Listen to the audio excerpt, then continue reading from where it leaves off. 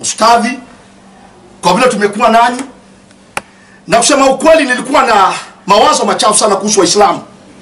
Lakini tangu tukamatana na nyinyi tuanze kuulizana maswali, nimeona utofauti mkubwa sana. At least nyinyi Waislamu mmetulia kwa sababu sisi tunamuelewa Yesu, hata kama namuita Nabii Isa.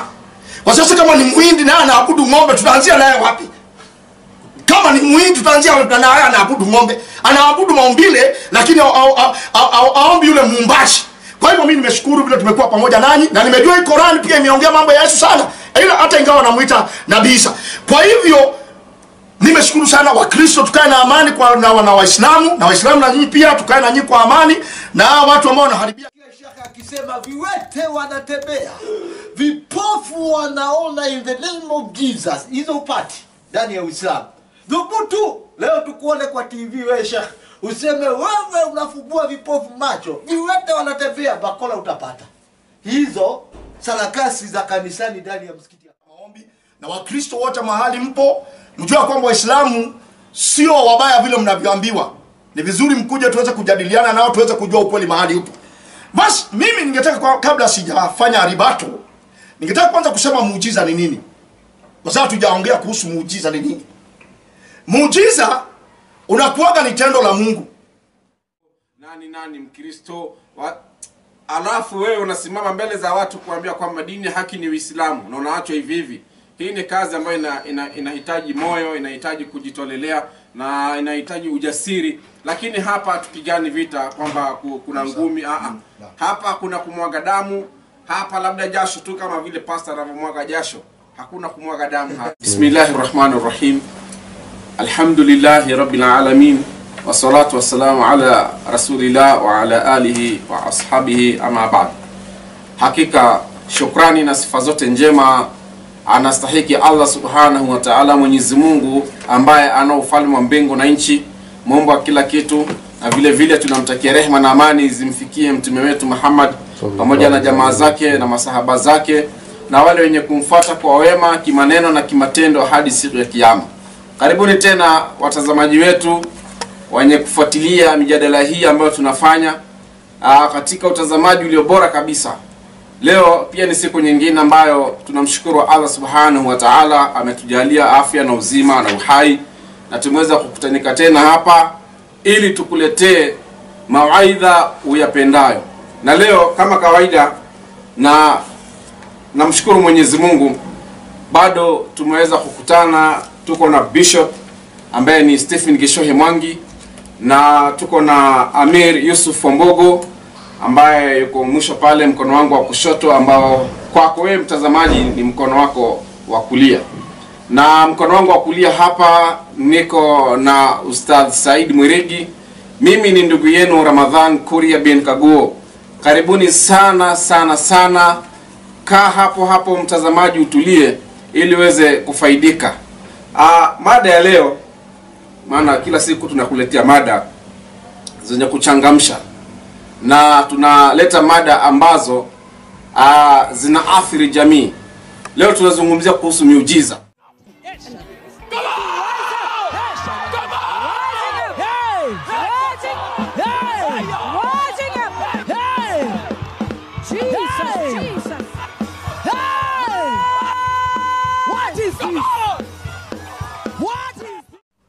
Ama ukipenda kwa kimombo miracles.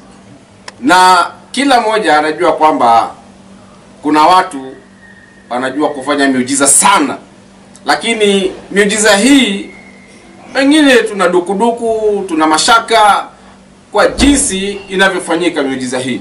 Hatukatai miujiza ipo, Mwenyezi Mungu Subhanahu wa Ta'ala anafanya miujiza, lakini leo tunataka tuchambue baadhi ya watu au wachungaji au wengine sijui tuwaiteje, lakini mada yenyewe itaelezea. Je, miujiza hii tunayoona kwamba pokea uponyaji, tembea, vipofu waone, viziwi wasikie na kadhalika, je, ni halisi, ni ya ukweli au ni utapeli na ulaghai? Mimi ni mwenyekiti tu, lakini kama kawaida hapa tuko na walimu pande zote mbili. Kila mmoja dakika zake ni 10 awasilishe mada, kisha tutarudi katika kipindi cha pili dakika 5. Baada ya hapo tutaweza kuulizana maswali. Na leo anayeanza mada si mwingine ni Bishop Stephen Mwangi Gishohe. Utueleze hawa wanaofanya miujiza. Miujiza hii kweli ni genuine au ni halisi au ni ukweli ama ni utapeli? Maana kila siku tunaona vituko, lakini niseme sana maana mimi ni mwenyekiti tu. Tusikilize kutoka kwenu walimu wetu. Okay, basi mimi namshukuru Bwana Yesu kwa kunipa hii nafasi niweze kunena mawili matatu kuhusu hii mada ya miujiza. Na mimi najua kabisa wewe ambao unatusikiza na ambao naona, nataka uelewe ya kwamba miujiza ipo. Nataka uelewe kabisa miujiza ipo. Lakini pia kuna miujiza ya uongo. Kwa sababu mahali popote pana kitu cha kweli, pia kitu cha uongo huwa kiko pale kimejificha. Samahani, kwanza nimesahau kujitambulisha. Mimi ni Bishop Stephen Gishohe wa Mwangi, mwanzilishi wa makanisa ambayo yanaitwa Global Revival Ministries. Na kama vile huwa napenda kupatiana namba yangu kwa sababu ya Wakristo wale ambao wanatazama hii video waweze kunipigia simu, waweze kuniambia hapo ulikosea hapa ama ulienda vizuri. Nambari yangu ya simu ni 0722 85 75 30 au 0722 85 75 30. Naweza nipigie hiyo namba ili tuweze kuwasiliana, na Mungu akubariki kwa jina la Yesu Kristo mwana wa Mungu aliye hai. Basi kama vile nimesema, kunayo miujiza ya kweli na kunayo miujiza ya uongo. Hebu nisomee kwenye kitabu cha Mathayo 24:24. Mathayo 24:24. Ya sasa siku ya leo tunaongea kweli hii miujiza ipo ama haipo. Na kama kuna miujiza ya ukweli na miujiza ya uongo. Ningetaka uelewe kabisa kuna miujiza ya kweli na kuna miujiza ya uongo. Kwa maana watatokea makristo wa uongo. Huyu ni Yesu Kristo mwana wa Mungu mwenyewe anasema. Kutatokea nini? Makristo wa uongo. Na manabii wa uongo. Na manabii pia wa uongo. Na watatoa ishara kubwa na maajabu. Unaona, Bible inasema watatoa ishara kubwa na maajabu, sio mchezo. Tuendelee. Wapate kwa heaven. Is it heaven? I have a woman here. What do you have to say about her?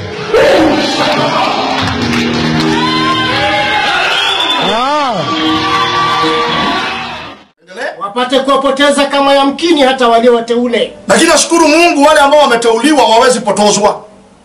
Wale ambao wanapotozwa ni wale ambao wajaamini kabisa na wajielewi vizuri. Kama mimi sasa ninaweza jua mahali muujiza wa kweli upo na wa uongo upo. Kwa hivyo kunayo miujiza ya kweli na kuna miujiza ya uongo. Kitu cha pili pia ningetaka kusema hapa ni ya kwamba kusema ukweli, Mungu ulimtenda miujiza.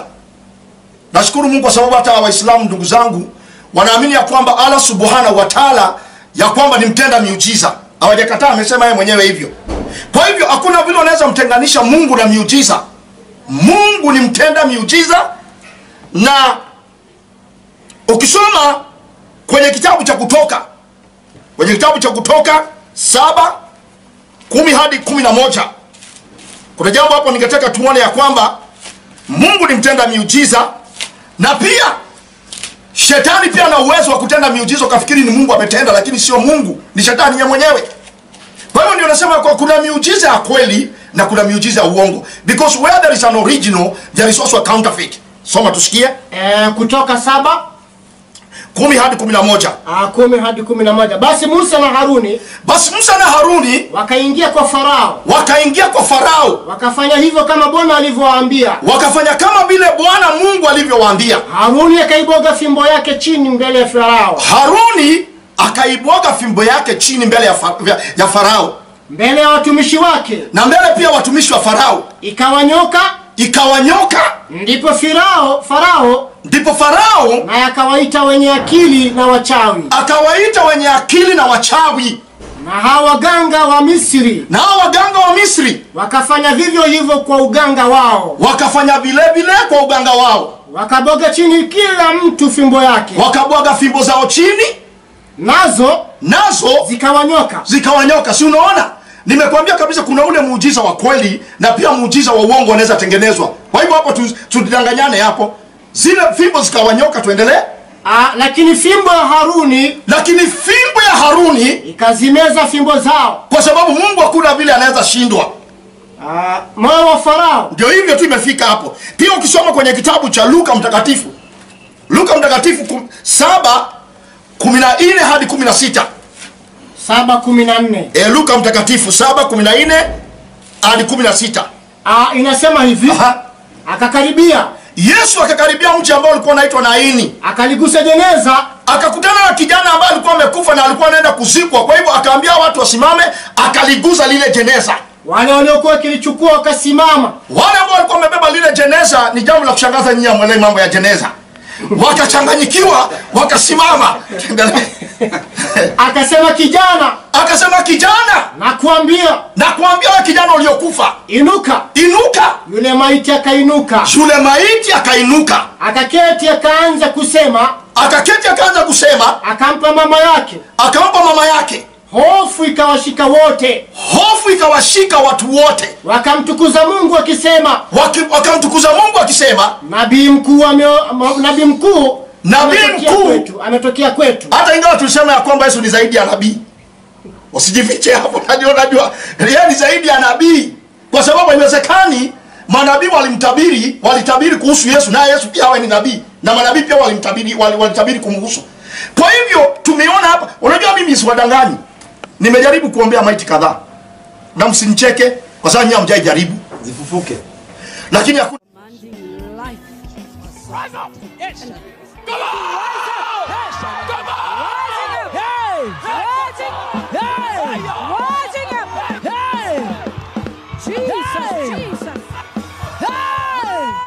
iliyofufuka. Mimi sidanganya, mimi naongea ukweli kabisa. Lakini hata kama mkinicheka mimi nilijaribu. Kwa sababu nyinyi hamjajaribu kabisa. Unanielewa? Na huo ni muujiza tumeuona kinagaubaga ya kwamba Yesu alifufuka. Hivyo miujiza ipo. Haya, pia ukisoma kwenye kitabu cha Marko 16 mstari wa 17 hadi 18. Marko 16. Kwa hivyo ambao unanisikiza hapo na unataka muujiza wewe Zainabu, hebu nisikize hapo Zainabu, ama saa zingine wewe ni Hawa, ama saa zingine wewe ni Mariamu, ama ni mtu yoyote yule, awe ni Suleimani ama ni nani, wewe kama unataka muujiza, hata kama kuna watu wametokea kuongea uongo, hebu pokea muujiza wako mahali huko kwa jina la Yesu Kristo mwana wa Mungu aliye hai. Tuendelee. Marko ngapi? Marko 16 17 hadi 18. 16. Miujiza ipo ya kweli na kuna miujiza ya uongo. Sasa hapa nataka kudhibitisha ya kwamba miujiza ipo. Tuendelee. Na ishara hizi, huyo ni Yesu mwana wa Mungu anaambia wanafunzi wake, anawaambia na hizi ishara ama hii miujiza zitafuatana na hao waaminiao. Sio kila mtu ambaye anafuatwa na hii miujiza. Ndio unaona ambao wanakuja kufeki miujiza. Sio watu ambao wameamini kabisa. Kwa sababu lazima uelewe, katika msafara wa mamba hauwezi kosa burukenge. Hiyo ni ukweli kabisa. Hata katikati ya Uislamu kuna wale ambao wametulia na kuna wale vichwa vyao vimevurugika. Kwa hivyo hii miujiza itafuata kila mtu. Inafuata wale ambao wanaamini. Na mimi ni mmoja wa watu ambao wanaamini kwa jina la Yesu. Tuendelee. Kwa jina langu watatoa pepo. Kwa jina la Yesu Kristo watatoa majini. Watasema kwa lugha mpya. Watashika nyoka. Hata akinywa kitu cha kufisha. Hata akinywa sumu. Hakitawadhuru kabisa. Wataweka mikono yao juu ya wagonjwa. Wa ukimwi. Hata hiyo COVID-19 tunaongea mambo yake hapa. Ama hiyo ni TB. Na watafanya nini? Nao watapata afya. Nao watapona. Kwa hivyo tumeona, imedhibitisha kabisa ya kwamba miujiza ipo ya kweli. Ndio hiyo umeona hapo. Na nashukuru Mungu pia kwa sababu ya Al-Karim, Qur'an yenyewe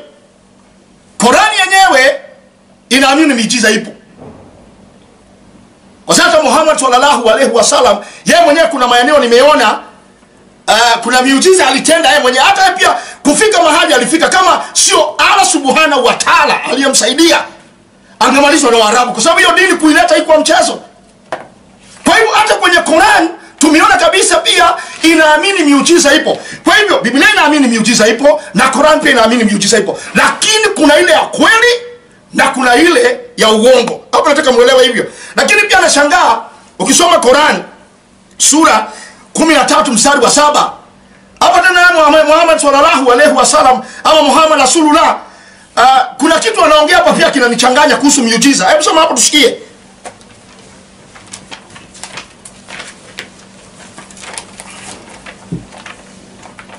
Soma hapo tusikie. Miujiza ya kweli ipo. Na mimi nataka uangalie miujiza 13 ngapi? 13:7. 13:7. Kama ni mgonjwa hapo, hebu pokea muujiza wako wewe. Wewe ambao unahitaji baraka za Mungu, hebu sipokee kwa jina la Yesu. Tusiongee hapa tuseme kitu ambacho ati hakuna miujiza. Miujiza ipo. Hata mimi nimekuwa mgonjwa nikamuomba Mungu akaniponya. Nimekuwa na matatizo pale na pale nikamuomba Mungu akanisaidia kwa jina la Yesu Kristo. Kwa sababu ndio tofauti wangu na hawa ustadhi hawa tuko nao hapa. Hiyo ndio tofauti ile kubwa sana. Jina la Yesu Kristo mwana wa Mungu aliye hai. Inasema aje? 13:7. Inasema hivi. Bismillahirrahmanirrahim. Rad 13:7. Na usema wale waliokufuru. Unasikia anasema wale waliokufuru ni sisi na ni sisi ambao ni sisi. Nimejua sasa. Nimejua ni sisi ambao tunamwamini Yesu kama mwokozi wa maisha yetu. Maisha yetu tuendelee. Na usema wale waliokufuru, mbona hakuteremshia miujiza kutoka kwa Mola wake? Sasa anasema hatuwa tunasema kwa sababu unajua kama umeitwa na Mungu kabisa na wewe ni nabii ama mtumwa. Ishara moja ya kumaanisha kwamba umeitwa na Mungu, lazima ishara na miujiza ziandamane na wewe. Sasa ndio hapa Muhammad sallallahu alaihi wasallam anasema ya kwamba wanasema kwa sababu mimi sitendi miujiza. Sasa hapo pia inanichanganya kwa sababu kwa mbele pia ukienda unasikia tena akitenda miujiza. Sasa ni jambo lingine ambalo tutaongea baadaye. Kwa hivyo kunayo miujiza ya kweli na kuna miujiza ya uongo. Hiyo sitakataa kabisa. Na nimekubaliana na nyinyi kanisani kuna mambo imekuwa ikienda ambayo sio mzuri. Sielewi upande wenu. Kwa sababu ndio tumeanza kujuana na nyinyi. Lakini hata pia nikichimbua huko ndani yenu kuna vitu vya ajabu. Okay, tuendelee. Naona kidogo hapa time imepita dakika moja. Naomba msamaha. Lakini tunamsamehe maana Waislamu ni wasamehevu sana. Na ni watu wapole tena wenye upendo kabisa. Bishop Stephen Mwangi Geshohe Mwangi amejitahidi sana, hata kimwangalia hivi naona anakata jasho. Kueneza injili sio kazi rahisi. Ila ni mkosoaji dawa pia. Dawa. Maana Waislamu najua wanahubiri injili, Taurati, Qur'ani, Zaburi zote. Hiyo ndio inaitwa dawa. Hiyo ndio inaitwa dawa, kufikishia wanadamu sasa. Bishop kidogo nimweke sawa, kuna kitu nimkumbushe kwamba anasema Waislamu nyinyi hamjui mambo ya jeneza. Maana si mada ya leo lakini nimwambie sisi Waislamu ndio tunatumia jeneza. Wao hawatumii jeneza, wanatumia box ama sanduku. Maana lile andiko alilotoa pale katika Marko 7:14 nafikiri. Naam. Ule kijana aliambiwa nini? Inuka. Akainuka. Sasa wewe hebu piga picha uko ndani ya boxi, waambie inuka. Na imepigiliwa misumari inchi 6, utainukaje? Utangoka meno ging. Hapo seremala naye labda shaondo nyundo haipatikani. Kwa hivyo ile ya Waislamu wanawekelea kwenye mabega ndio inaitwa jeneza, na ndio unasikia wale walikuwa napita wamelibeba jeneza. Yesu akaiguza kijana akainuka. Yenu boxi huwezi kuinuka. Kwa hivyo hiyo ni mada ya siku nyingine mpenzi mtazamaji. Sasa hivi ni dakika 10 zake Amir Yusuf Wambogo, naye tumsikilize. Je, Waislamu wana miujiza au wanaamini miujiza au wanatenda miujiza feki au original? Mimi nisiseme mengi, wacha tumsikilize mwalimu wetu. Alhamdulillah wakafa wassalatu wassalamu ala al-Mustafa wa ala alihi wa ashabihi multada. Assalamu alaykum wa rahmatullahi wa barakatuh. Na kwa wale ambao sio Waislamu kama kina Bishop hapa, leo amesoma aya ya Qur'ani imeshangaa. Amesoma 13:7 inasema na wanasema waliokufuru, akasema hao ni sisi. Leo amekubali kuwa katika kundi ya waliokufuru. Amenifurahisha, point noted. Nadhani hiyo kama mwenyekiti pia umenote Bishop amekubali kuwa katika nafurahi kwa kuwa mtu kwanza kupona ni ukubali wana maradhi. Naam, ashakubali. So pia na wasalimu, amani ya Bwana iwe pamoja nanyi, ama amani ya Mungu iwe pamoja nanyi. Mada iliyoko juu ya meza hapa ni kuhusiana na miujiza. Na kusema kweli katika Uislamu sisi hatuna matatizo na miujiza. Utasikia shekhe akisema viwete wanatembea, vipofu wanaona in the name of Jesus. Hizo upati ndani ya Uislamu. Dhubutu leo tukuone kwa TV wewe shekhe, useme wewe unafungua vipofu macho, viwete wanatembea, bakola utapata. Hizo sarakasi za kanisani ndani ya msikiti hakuna. Na kama ni miujiza tukatai, miujiza inafanywa. Mitume walifanya. Allah anasema nini? Katika sura ya 40 aya 78. 40:78. Naam. Qur'ani 40:78. 40:78. Allah anasema nini kuhusiana na hii miujiza? 40:78. Sura ya 40 aya ni ya 78. 40:78 6:21. Naam. Kwa sababu wao wanasema kwamba mchungaji angependa kujua katika msikiti tunafanya kweli? Hakuna. Na tukikusikia basi viboko utapata, kwa sababu tunajua hakuna viwete wanatembea. Kama umezaliwa kiwete hivyo hivyo utabaki hivyo hivyo. Wakati huu hakuna wenye kutembeza viwete. Na ingekuwa leo tukiingia kwa mtaa kama hapa Isili, hii barabara yote ya Isili, kuna wengine walemavu wamelala chini, wameweka bakuli zao za kutafuta pesa, kuna wengine viwete, vipofu. Kama ingekuwa inaponywa kweli, ungekuwa mmewatoa huko barabarani. 40 ngapi? Alafu Bishop ni mkweli sana. Anampenda sana. Amesema yeye alijaribu kufufua lakini hakufufua chochote. Amesema ukweli. So hiyo upande yeye amejitoa, hiyo miujiza ya kufufua waliokufa hana. Hiyo ni akina All.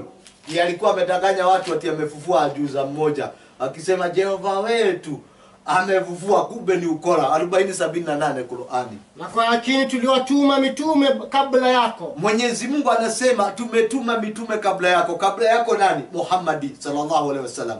Kuna mitume wengi wametumwa kabla yake. Yaani katika hao tumekusimulia majina yao na habari zao. Wengine katika hao tumekupatia habari zao, majina yao unayajua. Na wengine ndio hatukukusimulia. Na wengine hatukukusimulia. Na haikuwa kwa mtume yoyote kuleta miujiza wote. Mitume wote, hakuna mtume alileta muujiza wowote ila kwa idhini ya Mwenyezi Mungu. Kwa hivyo miujiza ipo, lakini mitume walifanya miujiza, na hii miujiza walifanya kwa idhini ya Mwenyezi Mungu. Bila Mwenyezi Mungu haiwezekani muujiza. Anayefanya miujiza ni Mwenyezi Mungu, anafanya kupitia kwa mitume. Luka 11:20. Sikiliza Biblia. Luka 11:20. 11:20. Luka 11 mstari wa 20. Hiyo andiko mpya, sikiliza Bishop hapa. 11:20 nasema hivi. Inasema nini? Lakini ikiwa mimi natoa pepo kwa kidole cha Mungu. Ikiwa mimi, Yesu anasema, ikiwa mimi natoa pepo kwa kidole cha Mungu, basi ufalme wa Mungu umekwisha kuajilia. Basi ufalme wa Mungu umekuja kuajilia. Kwa hivyo Yesu hatoi pepo kwa uwezo wake, hatoi kwa kidole chake, anatumia kidole cha Mungu kutoa pepo. Yeye mwenyewe hawezi, kwa sababu haijuzu mtume yote kuleta miujiza isipokuwa kwa idhini ya Mungu. Yesu mwenyewe hakuna muujiza hata mmoja aliyofanya. Aliyofanya miujiza Mungu. Bishop, uelewe hilo. Bila Mungu hakuna muujiza. Hata Yesu hawezi. Wacha hivyo unatangazia ati sijui kina Hawa, sijui kina nani, ati wapokee muujiza kwa jina la Yesu. Hakuna muujiza kwa jina la Yesu. 2:22 Matendo ya Mitume. Muujiza unakuja kwa jina la nani? Ama muujiza unakuja vipi? 2:22. Wacha kina Kanyari ambao wanawake waweke. Huyu nimsaidie. Lakini na yeye atubu dhambi. Kuna kanisa ulikuwa unaenda na mliongea maneno ya mchungaji sana wewe. Na mkasema mchungaji amerepu mtu. Ndio. Hii ni vita umepigwa na Mungu. Lakini leo nimesema ukitubu mbele za Bwana utasamehewa dhambi zako. Na kabla tumalize ibada hii ya siku ya leo, mdomo wako utakuwa umerudi vizuri katika jina la Yesu. Hebu geuka hapo. Wacha kwanza nikuombe. Father, in the mighty name of Jesus. Wanawake waweke mdomo upande na Njoroge. Huyo ni Njoroge, sio Kanyari. Njoroge. Anawaibia watu kwa jina la Mungu. Moilo mwenyewe na yeye Pius Moilo alioneshwa na Mungu, akaoneshwa kwamba yeye atakuwa rais wa Kenya. Hakufikisha kula 1000. Huyo sio mkola. Teremka shili. Yasema enyi waume wa Israeli. Enyi waume wa Israeli. Sikilizeni maneno haya. Sikilizeni Bishop, sikiliza haya maneno. Yesu wa Nazareti. Yesu wa Nazareti. Mtu aliyedhihirishwa kwenu na Mungu kwa miujiza na ajabu. Mtu aliyodhihirishwa kwenu na Mungu kwa miujiza na maajabu. Na ishara ambazo Mungu alizifanya kwa mkono wake kati yenu. Kumbe miujiza ni ya nani? Ya Mungu. Sio ya Yesu. Koma sana bishop na wafuasi wako, mkome sana kusema Yesu anatenda miujiza. Hana lolote, hana authority Bwana Yesu ya kutenda miujiza. Ila miujiza aliyoitenda ni Mwenyezi Mungu mwenyewe. Pia bishop akashemcha, akasema hivi miujiza haiwezi fanywa isipokuwa na waaminio, na akajiweka katika hiyo grupu 16 15 Marko. Hapa tunakupatia mtihani sasa 16. Ukipita huo mtihani bishop, sisi tutaingiana na wewe. Hata sisi tutaikuwa na tukienda hiyo global ministry. Kwanza sio ministries. Maana huyu sio bishop mdogo, ako na ministries, sio ministry dogo. Yani ako Kenya mzima, kila mahali ako na makanisa. Nilishangaa kusikia ako na makanisa paka Malindi huko. Teremka chini. Na ishara hizi zitafuatana na hao waaminiao. Na ishara hizi zitafuatana nao waaminiao. Kwa jina langu watatoa pepo. Kwa jina la Yesu. Akasema yeye ni mmoja wa waumini. Kwa jina la Yesu anaweza toa pepo. Watasema kwa lugha mpya. Lugha mpya najua bishop anajua, si unasemaga? Kabisa lugha mpya naongea bishop. Watashika nyoka. Nyoka unaweza shika, si ndio? Ikija upande wa nyoka, wacha nimalize muda wangu. Teremka chini. Hata wakinywa kitu cha kufisha. Bishop anajua nyoka hawezi shika. Hata wakinywa kitu cha kuficha hakitawadhuru kabisa. Naomba uniletee poison hapa. Bishop wakinywa asipokufa, sisi tunafuata hiyo kanisa yake. Maana hao wanaoamini wenye kufanya miujiza, hata akinywa latilati hawezi kufa. Hawezi kufa. Akinywa Mario, huyu mpatie maradhi hiyo. Kwisha dakika 2-3 ambulance tukimkimbiza Kenyatta University. Wewe utakufa bishop, tunajua utakufa. So wewe sio katika hiyo category. Miujiza wenye, yani mtu ambaye anaweza kuwa na imani ya kufanya miujiza ni mtu wa aina gani? Yesu tueleze vizuri katika kitabu cha 17 Mathayo aya yake 19. 17:19. Sikiliza, wenye kufanya, wale ambao kama ingekuwa kuna authority ya miujiza, wenye kufanya hiyo miujiza ama hao wenye imani ni watu wa aina gani? Kisha wale wanafunzi wakamwendea Yesu kwa faragha wakasema, kuna mtoto alikuwa na pepo bubu. Aliletwa kwa Bwana Yesu. Kwa wanafunzi, kina Petro wakajaribu, pepo toka. Hakutoka. Akakataa, pepo akakataa. Alipoletwa kwa Yesu, Yesu akasema na kuamuru pepo mbaya mtoke mtu huyo. Pepo akatoka mitini. Wanafunzi wakashangaa. Wao walijaribu, Petro, Mathayo, Luka. Luka hakuwa. Wale wanafunzi wale, Yohana wa Zebedayo, wakashangaa, imekuwaje, mbona sisi hatukutoa yule pepo? Sasa ikiwa Petro atashindwa, ni bishop atatoa? Yesu akawaambia, ndio, kwa sababu ya upungufu wa imani yenu. Yesu akawaambia, nyinyi imani yenu ni kidogo. Bishop, ukiwa na imani kidogo huwezi fanya miujiza, huwezi toa pepo. Lakini mimi sikudangani. Niletee leo ama hata kesho bishop, and this is a challenge. Niletee mtu ana pepo hapa. Hata kama ni katika mkutano unaokuja wa pili, na kutolea hapo hapo. Tena haraka sana. Tena it's not in the name of Jesus. Nitamtoa na jina la Ramadhani Kuria. Na utaona ataenda. Teremka chini. Teremka chini. Kwa maana amini na kubatia. Inasema kwa maana. Amina waambia. Rudia diko. Yesu akawaambia kwa sababu ya upungufu wa imani yenu. Yesu akawaambia mlichidwa kutoa kwa sababu ya upungufu wa imani yenu. Kwa maana amina waambia mkiwa na imani. Yesu anasema kwa maana amina waambia mkiwa na imani kiasi cha punje ya haradali, kama mchele hivi, imani kidogo tu. Teremka chini. Mtawaambia mlima huo ondoka hapa uende kule. Utaambia Mount Kenya toka huko Meru kuja ukae Nairobi. Na utaondoka. Na ule mlima utaondoka. Wala halitakuwepo neno lisilowezekana kwenu. Lakini hakuna ni kitu ambacho hakitawezekana. Lakini namna hii, lakini kutoa pepo hivi bishop, haitoki ila kwa kusali. Mtu mwenye kutoa pepo ni mtu anasali, kama vile uliona leo tumesali hapa. Umeona sala ndio hivyo inaswaliwa. Haitoki pepo ila kwa kusali na kufunga. Kama wewe usali ufungi huwezi toa pepo. Wa afwa minkum, assalamu alaikum wa rahmatullahi wa barakatuh. Naam, right, alright. Huyo ni Amir Yusuf Ambogo, na leo amenichangamsha sana. Maana kuna vitu nimesoma vipya kwamba Petro na kina Yohana wa Zebedayo walikuwa wanajaribu kupiga kiki pepo atoke, lakini ilishindikana. Yaani kwa namna walivyokuwa wanatoa ilikuwa anatoa kimakosa, lakini tunaona kwamba Bwana Yesu amani iwe juu yake anasema lau kama wale wanafunzi wangelikuwa na imani mfano wa punje ya haridadi, inaitwa mustard seed, kadogo sana, wangeliambia ule mlima toka pale nenda pale, hata kama ni Mount Kenya ni Kilimanjaro, hama na ukahama.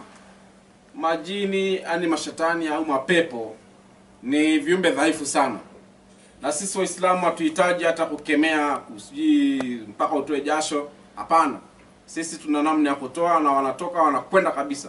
Kwa hivyo sasa hivi nisichukue muda mrefu niweze kumregeshea, hatuna kipaza sauti, lakini nimpe fursa Bishop aweze naye labda hii ya kushika nyoka, maana nimeona pale alikuwa amepandisha anataka kunielezea. Sasa ndio wakati wake. Maana pia mambo ya kufufua, Yesu anasema pia hao waaminio pia watafufua, watapoza wagonjwa, watafufua wafu na mambo kama hayo. Sasa sijui mwenyekiti, pia kuna videos zingine. Naam. Tumeona kuna pastor amefufua. Ile ilishabainika kwamba yule Mnigeria mtu alifufuliwa akaanza kupiga pilau hapo kwa hapo, akiwa ameshangaa dunia imekuaje, na hawezi kusimulia hata huko alikotoka kulikuaje. Kwa hivyo nafikiri nafasi hii nimpe Bishop Bwana Steven dakika 5 aweze kufanya rebuttal, you react yale maneno aliyosema, labda kama kuna maneno amechafua, hasa ni wakati wako usafishe. Okay. Ama ujitetee, labda katika dakika 10 kuna kitu kumalizia, pia nafasi yako sasa hivi uweze kumalizia inshallah. Okay, basi mimi namshukuru Bwana Yesu tena kwa nafasi nyingine amenipatia nije kwako kwenye hii mada ya miujiza, kama ni ya kweli ama ni ya uongo. Na ningetaka uelewe mimi ni Bishop Steven Gishohe wa Mwangi, na mimi ndiye mwanzilishi wa makanisa yanaitwa Global Revival Ministries, na nambari yangu ya simu ni 0722 85 75 30 au 0722 85 75. That when nipigie kama ni mgonjwa, mimi nakufanyia maombi. Na Wakristo wote mahali mpo, mjua kwamba Waislamu sio wabaya vile mnavyoambiwa. Ni vizuri mkuje tuweze kujadiliana nao, tuweze kujua ukweli mahali upo. Basi mimi ningetaka kabla sijafanya ribato, ningetaka kwanza kusema muujiza ni nini, kwa sababu tujaongea kuhusu muujiza ni nini. Muujiza unakuwaga ni tendo la Mungu ambalo ukitumia akili yako wewe mwenyewe itakusumbua, kwa sababu hakuna mwanadamu pale, ni Mungu mwenyewe anafanya hiyo kazi. Na ningetaka kwanza kuonyesha kitu. Hebu nisomee kwenye kitabu cha Wafalme wa Pili, uone muujiza mmoja ambao unanichanganya sana hata mimi kama mhubiri. Wafalme wa Pili 13 20 na 21. 13:20 21. 13:20 ya inasema hivi 13:20. Elisha akafa. Huyo ni Elisha ambaye alikuwa ni nabii wa Mungu, akafa. Na wakamzika ule Elisha. Basi vikosi vya Wanaobi wakaingia katika nchi mwanzo wa mwaka. Ikawa walipokuwa wakimzika mtu. Angalia waliona kikosi. Wakamtupa yule mtu kaburini kwa Elisha. Wakatupa ile maiti ama yule mtu ambaye alikuwa amekufa kaburini mwa Elisha. Mara yule maiti alipogusa mifupa ya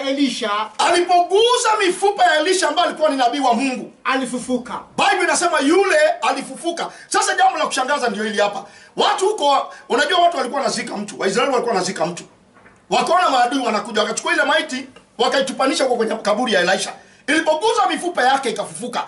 Sasa wale watu wamekimbia huko, wametoroka, ndio wako mbele huko. Maiti amewafuata na wale maadui pia wamefuata. Na kuambia muujiza ni kitu cha kuchanganya sana, na ndio naona hawa ndugu zangu muujiza unawachanganya kidogo. Lakini nashukuru Mungu, Quran na Muhammad sallallahu alaihi wasallam wanaamini ya kwamba kuna miujiza.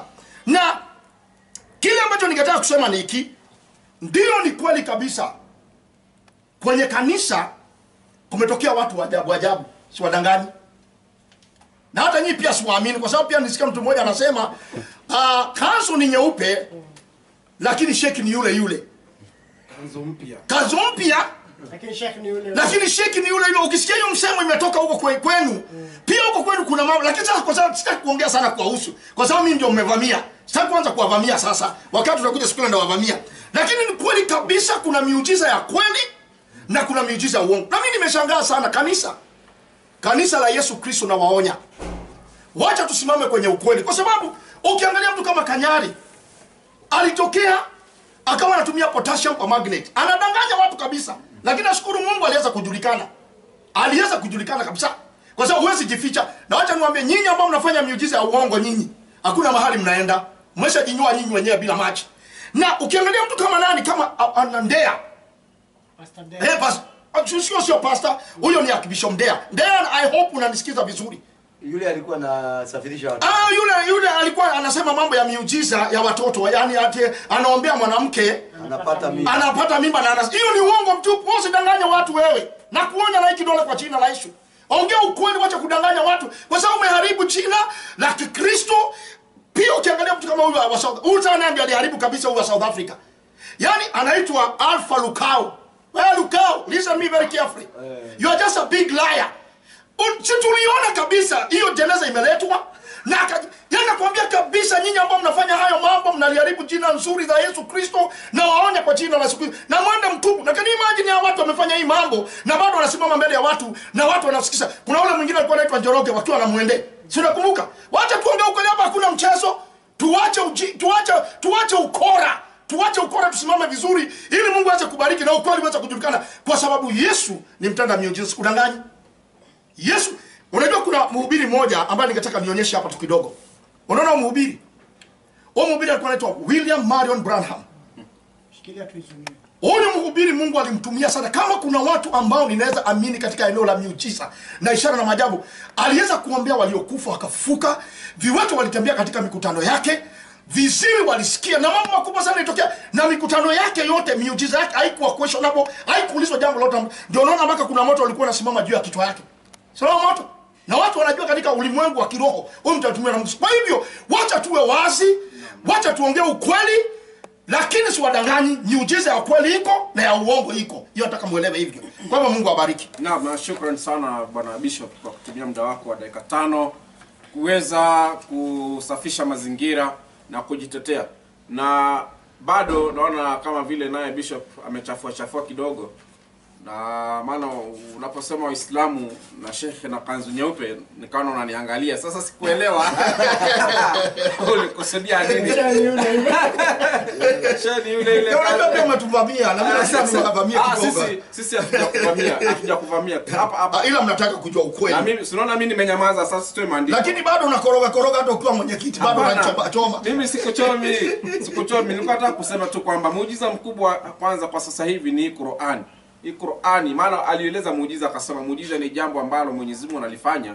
Yaani wewe kwa akili yako ya kawaida huwezi kutathmini ama huwezi ukasema limekuwa kuaje. Basi hii Qur'ani, ukitaka sayansi iko hapo, ukitaka jiografia iko hapo, ukitaka mathematics iko hapo, ukitaka lugha, kila kitu hapo. Lakini aliyeteremshwa maneno haya hata nursery school hakuingia. Tena alikuwa ni yatima ambaye hakupata malezi hata ya baba, labda kupelekwa wapi na nini, kama vile leo namnunulia mtoto wako iPad, iPhone nini, ako na TV.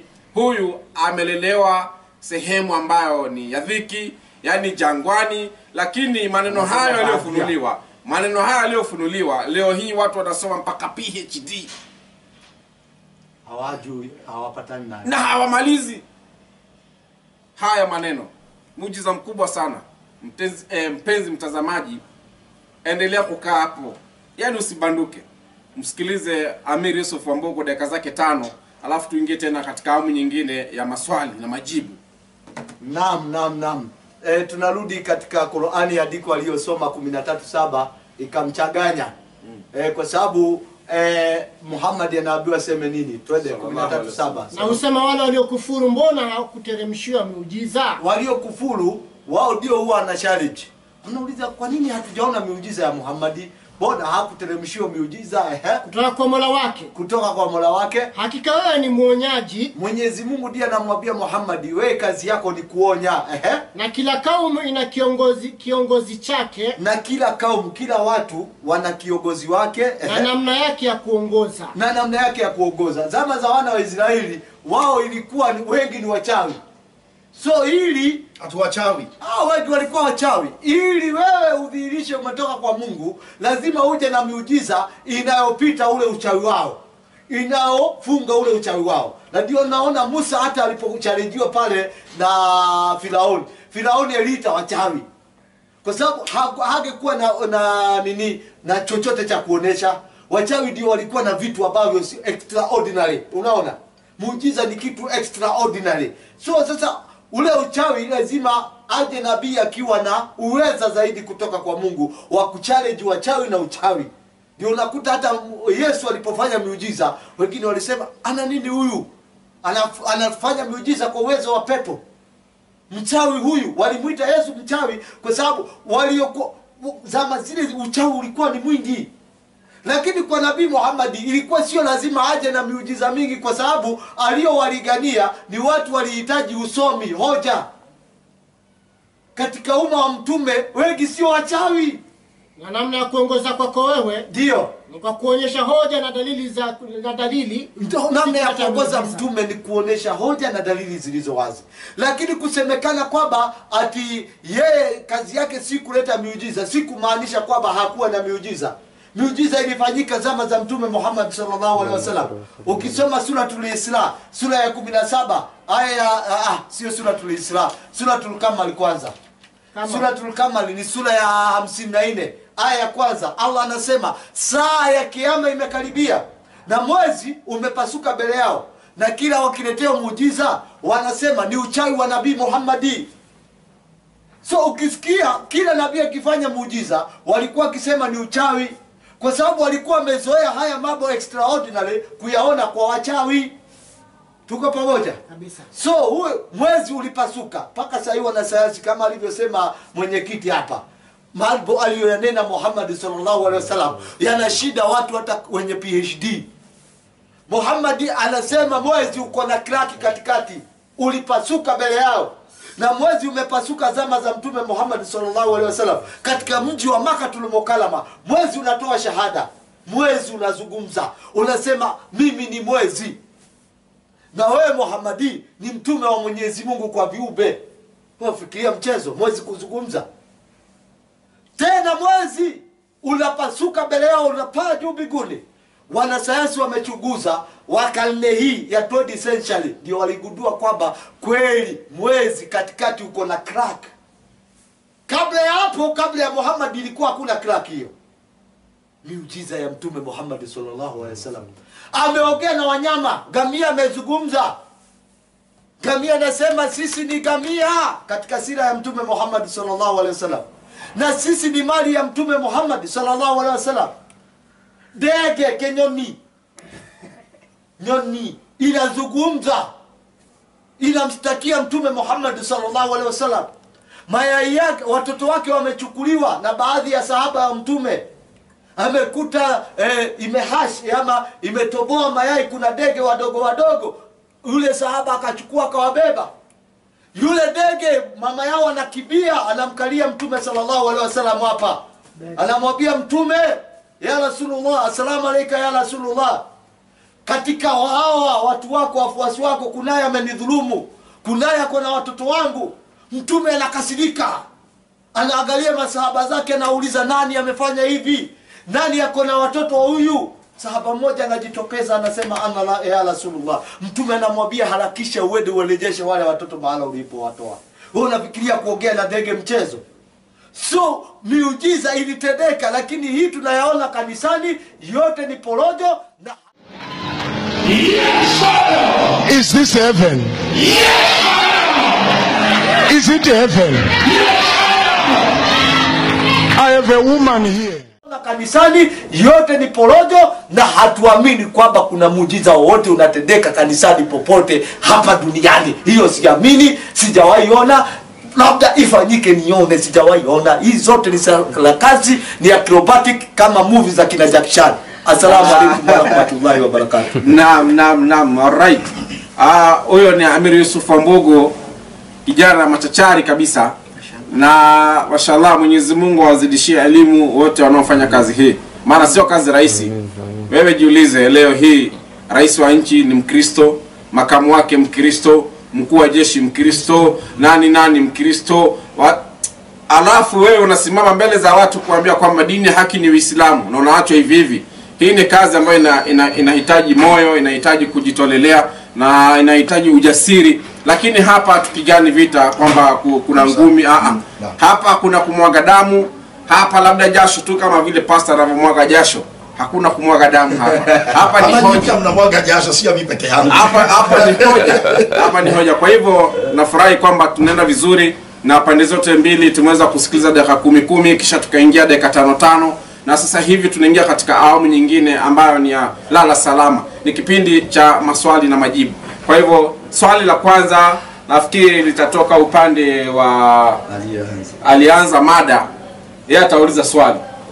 Maana alianzisha mada ni Bishop, na Bishop tunampatia dakika 2 aweze kujenga swali lake. Kama kuna maandiko anataka kusomewa atasomewa, kisha atakayemjibu atatumia dakika 5 kuweza kumjibu, na vile vile na sisi tutamuuliza kwa dakika 2. Sio sisi, mimi ni mwenyekiti ila sijahama dini, mimi ni Muislamu. Kwa hivyo Muislamu atamuuliza kwa dakika 2 kisha atajibu kwa dakika 5. Nafikiri tutumie muda wetu vizuri, alafu tuweze kuingia katika mambo mengine inshallah. Kwa hivyo dakika zako ni 2, jenga swali lako. Mada yetu ni miujiza. Je, miujiza ya kanisani au kwenye makrusedi ni miujiza ukweli au ni utapeli na ulaghai? Jawabu nalo mpenzi mtazamaji kulingana na hoja ambazo zinaendelea kutolewa. Okay, basi namshukuru Mungu tena kwa jina la Yesu Kristo mwanawe kwa jinsi tunavyoendelea vyema kutatua hili jambo. Kuna miujiza ya kweli na kuna miujiza ya uongo. Na kama vile nimesema kabisa, mimi najua kabisa kuna miujiza ya ukweli kwa sababu Yesu mwenyewe alitenda miujiza. Na nimeshangaa kusikia hata Muhammad Rasulullah kulingana na vile Qur'ani imesema ya kwamba aliweza pia kutenda miujiza. Lakini anashindwa atenda kwa jina gani? Kwa sasa sisi tunatenda kwa jina la Yesu. Sasa sielewi yeye ni jina gani hilo alilotumia. Hata ingawa nimesikia wamesema hata jina na Ustadhi Kuria linaweza pia tenda miujiza. Lakini Bible inasema kwa jina la Yesu Kristo ndio miujiza wewe inatokea. Kwa hivyo kuna jambo moja ningetaka kuuliza hapa. Kuna wakati nimesoma hivi vitabu vya Waislamu nikasikia kwamba kuna kadude kalikuwa kwenye moyo wa Muhammad sallallahu alaihi wasallam. Na kunasemekana kuna malaika walikuja wakapasua sijui kama ni ukweli, mimi sielewi, lakini hao wenyewe ndio watatuambia. Wakafanya ile operation, vile walifanya operation mpaka leo sijui. Wakatoa kale kadude, alafu tena wakarudisha moyo wake, ati ndio akawa na moyo msafi. Hebu sasa jaribu ni kweli ama ni bwembwe ambazo sieleweki? Hebu niambie wewe mwenyewe. Naam, nafikiri swali hilo ndio swali ambayo ameweza kujenga kwamba je, ni kweli Mtume Muhammad sallallahu alaihi wasallam alipasuliwa katika kisa ambacho ni maarufu cha Isra wal Miraj kabla Mtume hajakwenda safari yake? Kisa hiki nayo ilifanyika akiwa mtoto. Naam. Je, maneno haya ni ya kweli kwamba aliweza kupasuliwa na kutolewa nyongo ama ni vipi? Hebu mjibu. Naam. Mimi najibu swali lake alafu nirudi kwa mada, kwa sababu ile sio mada, japokuwa pia inaweza kuwa mada, maana hiyo ni extraordinary, ni muujiza. Kwa sababu Mtume sallallahu alaihi wasallam alitolewa, ndio alifanyiwa operation na malaika Jibril alayhi salatu wasalam, akatolewa nyongo. Ndio Mtume sallallahu alaihi wasallam hakuwa na hasira hata siku moja. Lakini umesema alikuwa na hasira wakati ile wale ndege umesema hivyo. Nilisema ile ni ile ya kidini. Unaelewa? Okay, nazungumzia unajua kama ile Yesu aliingia kwenye hekalu akataka watu na ile nimeelewa ya Mungu. Lakini ile hasira kama yako unapada moli throughout, yani unaweza hata kuua, unaweza fanya kuna niweke mambo sawa kidogo. Kuna hasira ambayo inasababisha mtu kutenda dhambi. Naam. unakasirika au unafanya hasara. Sio hiyo tunaozungumzia. Aliondolewa hiyo sasa nyongo hata Mwenyezi Mungu anakasirika. Naam. Pia Mwenyezi Mungu huudhika kama ulivyosema siku nyingine, anaudhika, anateremsha adhabu. Unaona? Sasa kama wakati wa corona. Naam. Sasa ya mtume, tunaona nyinyi mwache matendo mabaya. Tunawaona ndio corona iondoke nyinyi. Tunawaona sana nyinyi. Haya. Sasa tushakuelewa. So mtume alifanyiwa hivyo, yeye alikuwa hana nyongo, yeye ndio unasikia yeye wa ma'arsalnaka ila rahmatan lil alamin. Hakuletwa ila awe huruma kwa viumbe vyote. Ndio alikuwa na huruma mpaka kwa wanyama, kwa ndege. Kuna siku hata kuna mnyama mdogo, swala mdogo, wa Somali wanasema digidigi. Kadogo tu. Yaani hakui na mwili mkubwa. Hata akiwa mzima anakuwa na mwili mdogo. Huyo swala alikuwa ameshikwa na bedui. Bedui nilijidude, halina dini, halina mwelekeo, limetoka kule mashambani ndani. Linataka limemnasa yule digidigi ama yule swala kidogo. Limemnasa ili limtumie kama kitoweo. Sasa alipokuwa amembeba hivi, anakutana na Mtume sallallahu alaihi wasallam. Huyu mnyama anamtambua Mtume, lakini huyu bedui alikuwa hamjui Mtume. Angalia Muhammad sallallahu alaihi wasallam, alitambuliwa na universe. Mnyama anamuona Mtume, anasema asalamu alayka ya Rasulullah. Kwanza anatoa salamu kwa Mtume sallallahu alaihi wasallam. Ndio nakwambia Muhammad si mchezo. Anatolewa salamu na mnyama mdogo, asalamu alayka ya Rasulullah. Mtume anaangalia, masahaba wenyewe wameshtuka. Wanaona haya. Leo swala anazungumza. Swala anamstakia Mtume, anamwambia mimi ni swala mama, nimezaa juzi. Na watoto wangu hawajanyonya, niombe ruhusa kwa huyu jamaa niachilie nikanyonyeshe watoto, nikimaliza nitarudi nikuwe kitoweo. Yule bedui naye anasikia hiyo sauti, anasema uachilia hayawani, atarudi na anajua anaenda kuchinjwa. Lakini angalia kwa ruhusa ya Mtume sallallahu alaihi wasallam. Yule hayawani alienda akanyonyesha na akawa anarudi. Ni kisa kirefu, kwa sababu ya muda siwezi kuelezea. Akarudi tena, bedui anashtuka, aya, imekuwaje amerudi?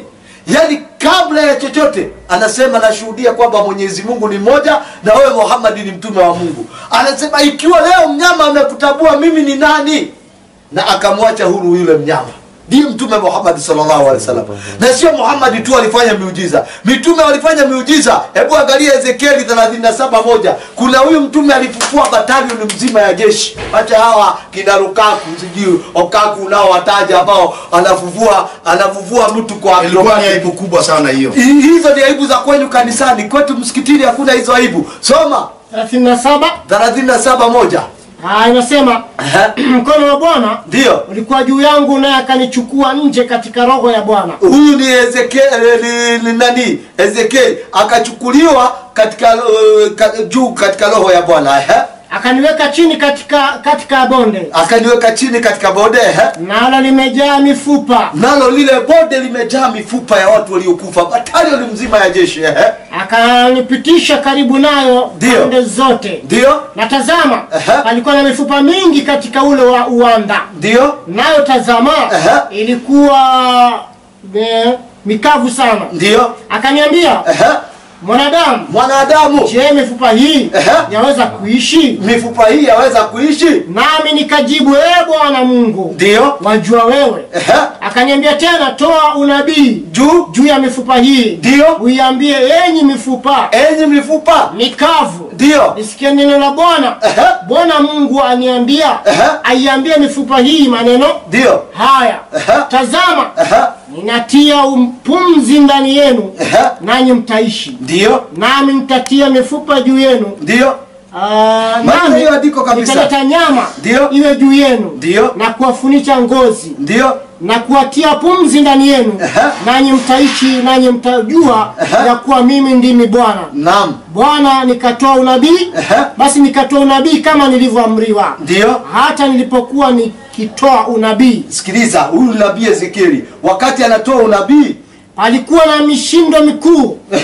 Na tazama, tetemeko la nchi. Ndio. Na ile mifupa ikasogeleana. Mifupa ikaanza kusogeleana. Hii miujiza mwezi pastor, bishop.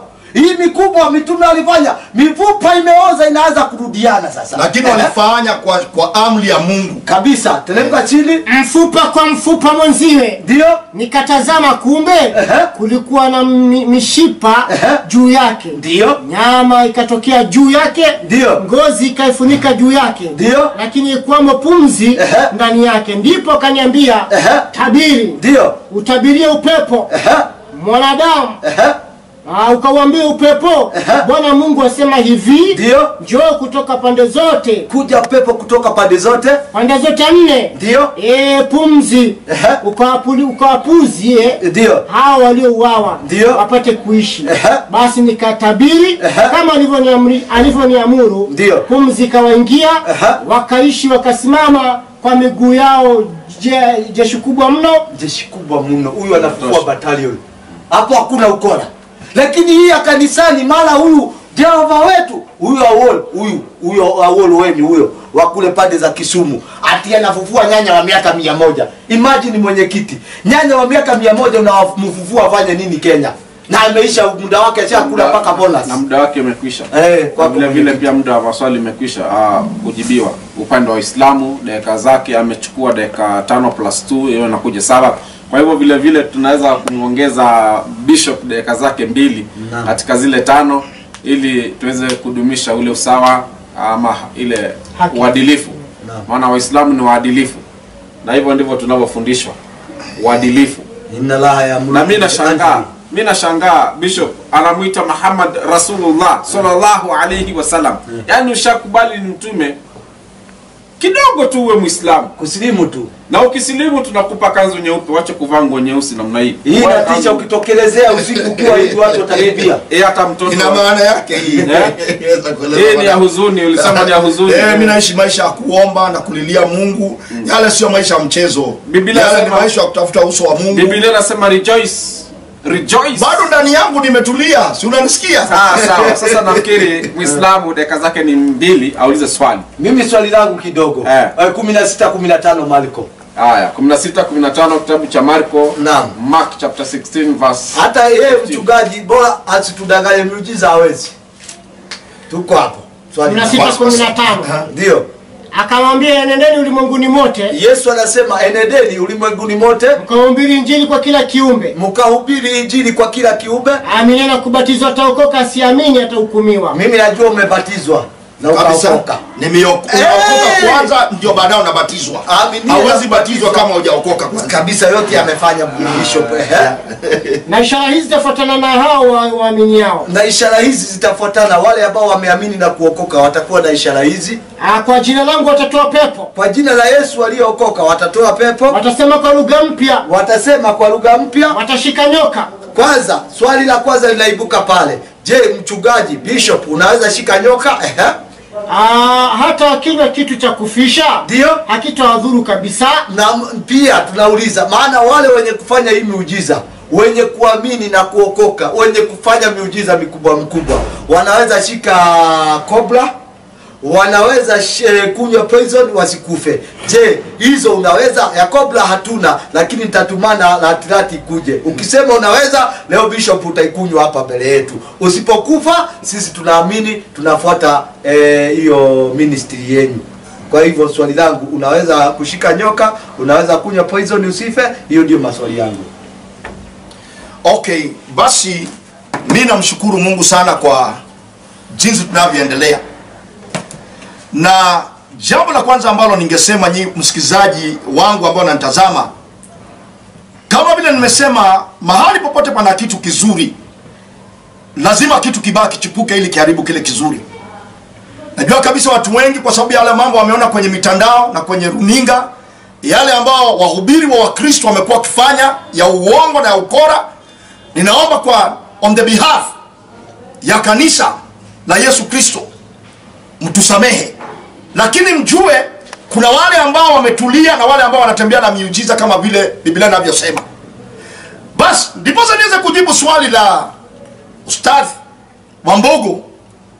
Nataka niseme hivi, ya kwamba hata kama hapa Biblia inasema ya kwamba utashika nyoka kwa mikono haitakung'ata, haitakuuma, na utakunywa sumu na haitakudhuru, ijamaanisha kwamba utumie ujinga wako. Unanielewa wewe? Uone nyoka ndio ile pale, alafu enda unyoshe kidole yako hapo, sema hii nyoka Yesu alisema ikituuma hatutakufa. Utangatwa na mochari, utapelekwa, sikudanganyi. Utapelekwa mochari. Ni in case, yani hapa Yesu alikuwa anasema in case. Unakumbuka kuna wakati Paulo alienda kuokota kuni mahali? Naam. Kwenye ziwa 19:1 Matendo ya Mitume. Hebu soma hapo tusikie. Wabarikiwa sana kwa kunikumbusha hilo andiko. Kumbe hata pia Biblia unaielewa, basi nisomee hapo pia. Na mimi na nyinyi wa Kristo nyinyi msome Bible. Unasikia? Msome Bible na msome pia Quran ili muweze kung'ang'ana na watu. Sio ati unakuja tu hapa na bwambo zako utaumia bila hujaiona. Hebu soma hapo tusikie. 19:1. Ikawa Apolo alipokuwa Korintho, Paulo akiishi kupita katika nchi za juu. Akishapita katika nchi za juu, akafika Efeso. Akafika Efeso. Akakutana na wanafunzi kadhaa wa kadhaa huko. Akawauliza, "Je, mlipokea Roho Mtakatifu?" Hapana, sio hapa. Kidogo. Hapa amekosea kwa sababu nataka mahali alipoenda akaokota kuni. Alipokota zile kuni ili akuja awashe moto. Biblia inasema hapo anajua kwenye zile kuni alikuwa amebeba nyoka. Sasa alipoweka zile kuni kwenye moto, ule moto ukawaka. Biblia inasema ya kwamba nyoka akatoka na akamng'ata. Alipomng'ata, lakini Biblia inasema ya kwamba wale watu wa kile kisiwa walitarajia atakufa, lakini hakukufa. Yaani tunasema kitu kama hiyo. Lakini sio uone nyoka ndio ile pale. Hata mimi siwezi kubali. Hata hiyo sumu kileta hapa sitakunywa kwa jina la Yesu Kristo. Kwa sababu nakuwa najaribu Mungu. Ni sumu, ni tuseme kwa mfano umenialika kama hapa kwako. Na una mambo mabaya na mimi sijui. Uingie huko kwenye jiko, upike chakula, alafu niwekee na mimi sijui. Wakati huo nitakula hiyo chakula na Mungu atanilinda kwa sababu mimi sikujua alifanya hivyo. Lakini nione huko kwa jiko naweka sumu. Hata hiyo chakula ukileta pale siwezi kula. Kwa sababu nikikula pale nitakuwa namjaribu na ndanyanyuka. Ndaondoka sikudanganyi. Kwa hivyo hapa Biblia haijasema hivyo mnavyosema. Inasema accidentally. Yaani kitu imefanywa bila wewe kujua. Sasa mimi mnataka kukuroga ama mnataka kufanyia mabaya kwa sababu unamwamini Yesu kama mwokozi wa maisha yako na kama mwana wa Mungu aliye hai. Biblia inasema ya kwamba hayo mambo yote hayatakudhuru kwa jina la Yesu. Lakini usimjaribu Mungu. Sio kwa mfano tumeenda kutembelea ndugu kwa nyumba yake, alafu mnakaa mpaka saa 10 saa 5 za usiku, bado mnaimba hapo, naona jua hujaolewa wewe. Hujaolewa wewe na huyu mwingine naye hajaoa, na kuambia ina mambo itatokea hapo kwa sababu nyinyi wote mnamjaribu Mungu. Yaani tunasema mambo ikitokea kama hamjui, hiyo Mungu atawalinda. Lakini mkienda kuleta mchezo ni kama unamjaribu Mungu. Mimi sikudanganyi, utaenda mochari. Kwa hivyo mimi nimejibu hilo swali. Nimejibu hilo swali kulingana na vile umeniuliza. Ya kawaida huwezi kwenda ukishikashika nyoka ovyo ovyo. Nitakufa, kuna mchezo ikawa. Hiyo ndio kwa mjaribu Mungu. Siwezi kubali. Hata hiyo poison mkileta hapa sitakunywa kwa jina la Yesu. Kwa sababu nataka kuniondoa mapema nisione destiny yangu, nisione mwisho wangu. Mimi umenijibu. Yaani nimeshakujibu. Bila kubali bwana mwenyekiti. Mimi nadhani hata ashajibu swali. Ni kweli kabisa, huyu ukimpatia poison atakufa. Nyoka ikipita akishika itamuuma atakufa. So ashanijibu. So mimi nimejua kwamba sio katika walioamini. So mimi nimeamini. Lakini unajua pia kuna ile kuamini kwa upumbavu. Kuna ile kuamini kwa upumbavu, lazima utumie akili. Unanielewa wewe? Nakwambia lazima utumie akili. Hauwezi chukua hiyo nyoka itakung'ata na utaondoka. Na kunywa hiyo sumu utaondoka. Usiende mgombane mwanza kuongea na watu wakuletee sumu kunywa, utakufa wewe. Na ndafanyia mazishi wewe, usione kama ni mchezo kama kuhani. Na kuonya sana wewe.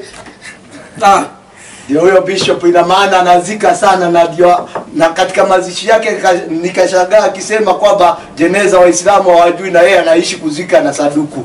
Na anazika sana. Hata hii kipindi ya corona ashapeleka watu kuzika. Hapana, iko upande huu wakati Mungu amenisaidia sijazika mtu. Namshukuru Mungu sana. Lakini si ni kwa sababu ya kutosafiri. Kutosafiri vipi? Kutokwenda labda Murang'a wapi kwenda kuzika. Maana lockdown. Hapana, bado hata kama lockdown iko, wahubiri wamekubalishwa wafanye vitu vyao, hawajakatazwa. Kwa mfano mtu kama ameaga, mhubiri hawezi kosa kwenda kumzika, hawezi katazwa. Hiyo ni essential service. Okay. Inshallah Bishop amejitahidi kujibu swali ambalo ameulizwa, na uzuri wake mimi nampenda kwa sababu huwa ni mkweli sana.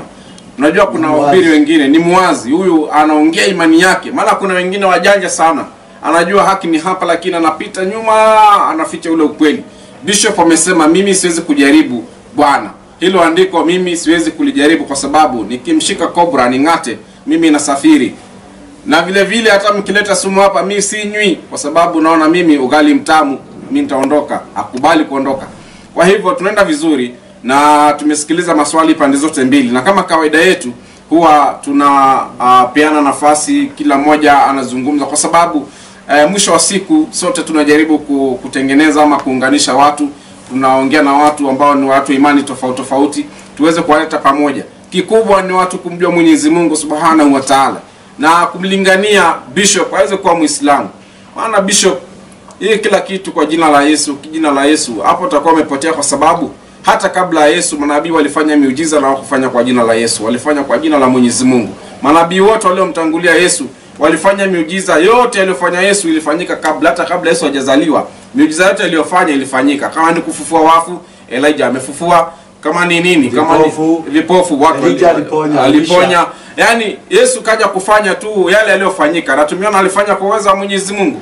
Kwa hivyo wewe cha msingi kuwa Muislamu. Uislamu ukija tunakunulia kanzu free, maana unajua kwingine pastor wanaogopa kusilimu, kwa sababu akisilimu tu kwanza wa SDA, na mnanisikiliza hapo, SDA ukisilimu kama alikunulia suti unaacha kanisani. Kwa hivyo pastor wewe ukija tu tunakupa na kanzu kabisa. Alafu angalia, tunapeleka Kikabala, anasoma kwa Sheikh Msikiti. Ama tunampeleka Sudan kule university anasoma huko, ama tunampeleka kama ni wapi kule. Hata Maka ukitaka kwenda utapeleka Madina University. Utaenda tu. Bado uzee sio ugonjwa. Kufikia hapo tumefika, nimpe bishop dakika kama moja aweze kutoa kauli ya mwisho, na vile vile tuweze kumsikiliza Amir Yusuf Wambogo pia kwa dakika zake, dakika moja takriban, ili tuweze kuhitimisha. Okay. Nashukuru Mungu sana kwa sababu tumeendelea vyema. Tunapofika ukingoni wa hili somo, je, kuna miujiza ya kweli na kuna miujiza ya uongo? Nashukuru Mungu tumeweza kujua, na mimi kama nimerudia tena, kwa sababu hili jambo limetokea kanisani na ikawa ni kweli. Kuna watu ambao wamevamia kanisa wakuja wakadanganya. Ninaomba msamehe kanisa, on the behalf of the church ninaomba msamaha. Ila nimerudia tena, kuna wale ambao wametulia eneo la miujiza na wanatembea na njia ambayo inafaa. Kwa hivyo mimi ni maombi yangu na dua, Mungu akuongoze kukutana na yule mtu ambaye anaelewa miujiza vizuri na Mungu anamtumia, kwa sababu hata Yesu alisema ya kwamba nitakapoondoka zile kazi ambazo nimefanya mtazifanya na mtafanya kuu zaidi, sisi ambao tunaamini Yesu Kristo. Kwa hivyo ninaamini kabisa wewe uko mahali hapo, kama wewe ni mgonjwa, kama uko na goita, pokea uponyaji wako kwa jina la Yesu. Hata kama wewe ni kipofu, pokea macho yako kwa jina la Yesu Kristo mwana wa Mungu aliye. Kwa sababu Mungu angali anatenda miujiza. Hilo nataka kusisitiza kabisa, na siwezi na mimi sitoki hapo. Hapo mimi sitoki. Hapo nitatulia kabisa, kwa sababu najua kabisa Mungu yuatenda miujiza. Na kuna kitu moja ambacho ningetaka kumalizia nacho, kinachofanya watu waongee uongo katika eneo la miujiza. Kitu ya kwanza, kuna mateperi ambao wamevamia hii kazi ya Mungu. Kanisani kuna watu ambao wamekuja hata Mungu hajawaita, hata wajulikani mahali wametoka, kwa sababu wameshindwa huko nje, wanaingia kanisani wanaanza kuongea uongo. Na kuonya wewe ambao unafanya hizo tabia, wewe wanakuonya na kidole ya kuani wewe. Hiyo mambo yote unafanya itakugeuka, itakukula, itakulamba wewe na ilamba watoto wako. Hakikisha umesimama kwenye ukweli, kwa sababu Yesu anasema utaujua ukweli na ukweli utakuweka huru. Hebu nisomee hapa andiko hili moja ninapomalizia. Wafilipi 3:18 hadi 19. Wewe ambao umekuja kanisani kutafuta pesa na una njaa, kuja kuongea uongo na kuonya tena na hii kidole kwa jina la Yesu, hiyo tabia uache kabisa. Kwa sababu hakuna jambo lililofichwa ambalo halitajulikana. Hata wao wamekuwa kufanya miujiza ya uongo, sio wamekuja na upepeupe ukajulikana. Kwa hivyo nakuonya wewe, hakikisha Mungu amekuita, unazo nguvu zile ambazo zimetulia za Yesu Kristo, ili uweze kudhibitisha nguvu za Mungu, kama vile Prophet Marion William Branham alivyoweza kudhihirisha nguvu za Mungu na watu wakajua Yesu Kristo ni yeye jana, leo na hata milele. Wacha tuongee ukweli ili tuweze kubarikiwa. Kwa sababu ndio unaona nimekabwa hapa na watu, kwa sababu wameona uchanja ule umekuwa kanisani. Na waonya nyinyi, na waonya tena kwa jina la Yesu Kristo mwana wa Mungu aliye hai. Hebu soma hapo tusikie. Wafilipi 3. Ngapi? Nimesema 18 na 19. 18 19. Inasema hivi 18:19. Kuna matapeli wamevamia hii kazi. Wengi huenenda. Maana wengi huenenda ambao nimewaambieni mara nyingi habari zao. Na sasa nawaambia hata kwa machozi. Sasa pia nawaambia hata kwa machozi. Ni Mtume Paulo anaongea hayo maneno. Anaendelea kanisa. Maadui za msalaba wa Kristo. Hao ni maadui wa msalaba wa Kristo, wanafanya miujiza ya uongo. Wanafanya mpaka nikabo hapa, mpaka anatoa jasho hivi. Hapa sio mchezo iko hapa. Hapa lazima wao umetulia babangu, sio mchezo iko hapa. Hao watu wameshaona ukora ule wote ambao tunafanya. Na waona nyinyi kwa jina la Yesu Kristo mwana wa Mungu aliye hai. Muache hiyo tabia. Nyinyi adui wa msalaba nyinyi ambao mnafanya mambo kama haya. Endelea. Mwisho wao ni uharibifu. Mungu wao ni tumbo. Si unaona? Mungu wao ni tumbo. Na hata nikwambie, hiyo mali yote umenyang'anya watu na hiyo miujiza ya uongo, utakanyagwa hiyo tumbo kulingana na Ayubu 20:15. Ndio utatapika wewe, na kuambia wewe utatapika kwa jina la Yesu Kristo mwana wa Mungu aliye hai. Uache hiyo tabia ili Mungu aweze kutubariki na Mungu aweze kutukuzwa na ukweli ujulikane wa miujiza na kuonya wewe kwa jina la Yesu. Kwa hivyo mimi nashukuru Mungu. Acha niweze kumalizia kama vile nilisema. Mimi nimeshukuru sana ustadhi kwa vile tumekuwa nani, na kusema ukweli nilikuwa na mawazo machafu sana kuhusu Waislamu, lakini tangu tukamatana na nyinyi tuanze kuulizana maswali, nimeona utofauti mkubwa sana. At least nyinyi Waislamu mmetulia, kwa sababu at least mnamuelewa Yesu. Hata kama namuita Nabii Isa, kwa sasa kama ni Muhindi na anaabudu ng'ombe, tutaanzia naye wapi? Kama ni Muhindi tutaanzia na naye anaabudu ng'ombe, anaabudu maumbile, lakini aombi yule muumbaji. Kwa hivyo mimi nimeshukuru vile tumekuwa pamoja nanyi, na nimejua hii Qur'an pia imeongea mambo ya Yesu sana, ila hata ingawa namuita Nabii Isa.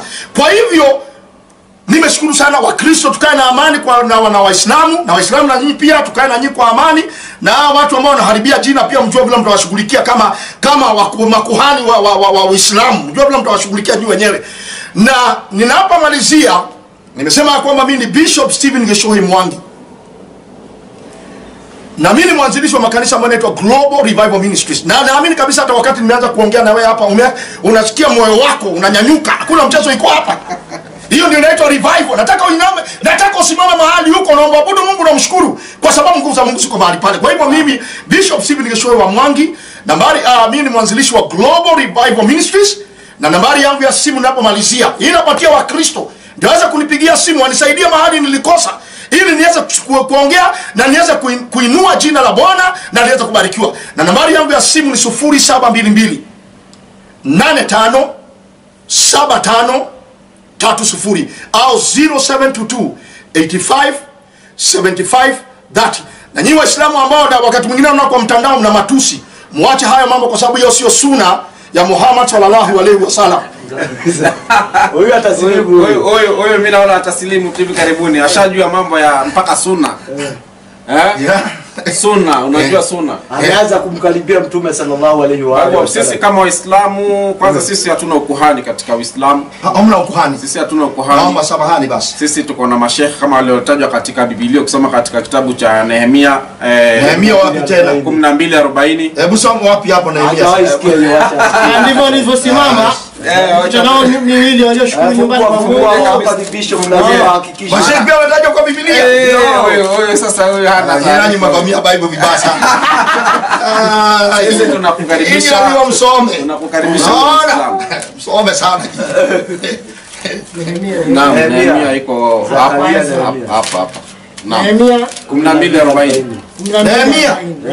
Masheikh wametajwa hapo. Ndio hao, sikiliza. Acha tusikilize. Ndivyo walivyosimama mikutano miwili yao walioshukuru nyumbani mwa Mungu, na mimi na nusu ya mashehe pamoja nami. Mpe asome mwenyewe, maana sauti yake unajua pia ni nzuri. 12:40. Nisomee mstari wa 40. 12 mstari wa 40. 40 anasema hivi.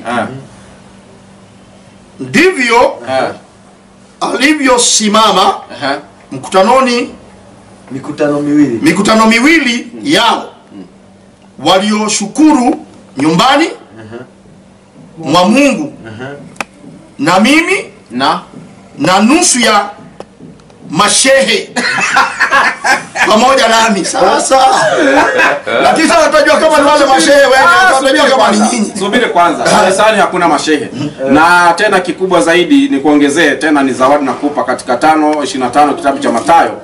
Ukisema kwamba Kadhi Scott haifai, wewe unampinga Yesu. Tunasikia Waislamu ni wafuasi wa Yesu. Sisi Yesu ni Muislamu mwenzetu. Sasa wewe mnafanya tu miujiza kwa Yesu. Yesu ni mwana wa Mungu. Wewe sema kwamba ni Muislamu. Hapo ndipo unakia moshi. Nataka pastor mwenyewe atusomee hapa katika Mathayo 5:25. Yeye mwenyewe 5:25 inasema hivi. Naam. Patana. 25 nasema patana na mstaki wako upesi. Ndio. Wakati uwapo pamoja naye njiani. Sawa. Yule mshtaki na kadhi akakupeleka mshtaki asije akakupeleka yule mshtaki asije akakupeleka kwa kadhi na kadhi akakupeleka kwa askari ukafungwa ukatupwa gerezani. Kwa hivyo mahakama ambayo inatambulika ndani ya Biblia ni mahakama ya kadhi. Kwa hivyo mpenzi mtazamaji, wale wanaosema hawataki mahakama ya kadhi ya Waislamu, basi Uislamu ndio uliofundishwa na manabii wote wa Mwenyezi Mungu Subhanahu wa Ta'ala. Nafikiri pastor bishop samahani. Unajua pastor chetaki tukachana. Hapana, unajua sasa hapa tunamshukuru Mungu tu. Ni neema tu. Hii nimepata kwa sababu ile ofisi serikali imenipatia barua na pia mimi ni kiongozi wa hili dini na global unaongoza mapasta niko na mapasta kadhaa, niko na mapasta Kuria, niko na mapasta Kisii. Anaitwa kule mpakani wa Tanzania na Kenya, huko West Pokot, Kilifi pia niko na kanisa mahali panaitwa Masangoni. Na hapa Nairobi pia niko na kanisa. Kwa hivyo ninao makanisa. Kwa hivyo ukiona naitwa bishop usione kama ati ni ile tu kunyanyua huku kuleta mchezo. Nimetulia baba. Nimetulia kwa jina la Yesu. Kwa Mungu akubariki. Sadaka inaingia tu pole pole. Sasa unajua sadaka ni vizuri umeongea mambo ya sadaka. Unajua kazi ya Mungu haiwezi endelea bila sadaka. Hata nyinyi pia ndiposa mkuja hapa mvaa hivi mmevaa. Lazima sadaka itoke. Sijui nyinyi mnasema sadaka mnaita aje? Inaitwa 914 wa Korintho wa kwanza 9:14. Lazima sadaka itoke. Baada kapo ikuja tutafanya kazi ya Mungu. Isipokuja bado kazi ya Mungu inaendelea. Na Mungu abariki. Barikiwe sana na ndugu yetu, inshallah tunamwombea Mwenyezi Mungu asilimu. Maana hapa alipofika bishop hakuna chuo kikubwa zaidi ya bishop na bishop. Hapo pengine unakuwa shehe. Kwa hivyo tunakuombea Mungu ufikie mpaka kiwango cha kuwa shehe. Kwa hivyo ustadhi wetu naye pia tunakuomba. Mimi nashukuru pia kama ulivyosema kiwango cha shehe ndio anabakisha. Hata mimi naona yuko karibu kuwa shehe, avae kanzu nyeupe na asiseme shehe ni yule. Hivyo ndivyo tunapendelea sana. Kwa hivyo tunashukuru sana bishop ameongea mengi. Na la muhimu tunalohimiza kila wakati ni watu kufuatilia hizi mikutano zetu, waandike, wasome, na pia kama vile unaona hatuna uhasama na bishop. Unajua kuna mwingine anasema kichwa chake halali. Ingekuwa kichwa ya bishop halali hatungefanya mijadala kama hii. So kama tunavyoishi na amani, tunafanya mijadala kwa upendo, kwa amani, hatuna shuki na bishop. Hivyo ndivyo alifanya Mtume sallallahu alaihi wasallam. Tunakumbuka wale maaskofu 70 walimtembelea Mtume katika mji wa Maka. 70 walikwenda kufanya mashauriano na Mtume Muhammad sallallahu alaihi wasallam mpaka ikafika siku ya ibada yao, siku ya Jumapili. Ukisoma sira, Mtume sallallahu alaihi wasallam aliwapatia nafasi ya kufanyia ibada yao. Hali ya kuwa wao walikuwa ni Wakristo, lakini Mtume aliwahifadhi mpaka wakatoka katika mji wa Maka tena kwa amani. Na hiyo ndio sunna tunafuata sisi. Tunapenda kumfuata Mtume Muhammad sallallahu alaihi wasallam katika dawa zetu, kuishi kwa upendo. Sio ukimwona Mkristo unampatia majina, ukimwona Muislamu unampa majina. Tunaishi kwa upendo, tunaliganiana kama ilivyosema Qur'ani, bil hikma wal mawaidhatul hasana. Hiyo ndio njia ambayo tutafuata, ambayo itatuwezesha kumleta asiyekuwa Muislamu karibu na sisi. Kwa hivyo mimi pia nashukuru kwa muda wako Bwana Bishop, na bado tutazidi kuwa pamoja. Na leo pia tulikuwa tuwe na bishop mwingine, lakini akawa kidogo akapata dharura. Nadhani Ustadhi Ramadhani next time tutakuwa na bishop wawili, Mungu akipenda. Kuna bishop mwingine mkubwa kabisa naye atakuwa katika huu mjadala. Kama alivyosema, si kazi kidogo, lazima mjitolelee. Maana hapa lazima hata wewe bishop ukiitwa bishop usome, ukiitwa pastor usome. Maana ukikutana na vijana wa Kiislamu, jasho ndio namna unavyoiona. Asalamu alaykum wa rahmatullahi wa barakatuh. Wa alaykum salam wa rahmatullahi wa barakatuh. Raha sana, raha kweli. Lakini tunasikitika kwamba muda nao umetupa kisogo. Muda nao hatunao tena. Kwa hivyo kufikia hapo Mimi nilikuwa ni ndugu yenu Ramadhan Kuria bin Kaguo, na sina la ziada isipokuwa kuombea khairi nyingi. Mwenyezi Mungu abariki, na wale ambao sio Waislamu Mwenyezi Mungu aongoze waweze kutambua haki kuwa ni haki na waweze kuifuata, na waweze kuona batili kuwa ni batili, na Mwenyezi Mungu asaidie kuiepuka. Kufikia hapo, wa sallallahu ala sayyidina Muhammad wa ala alihi walhamdulillahi rabbil alamin.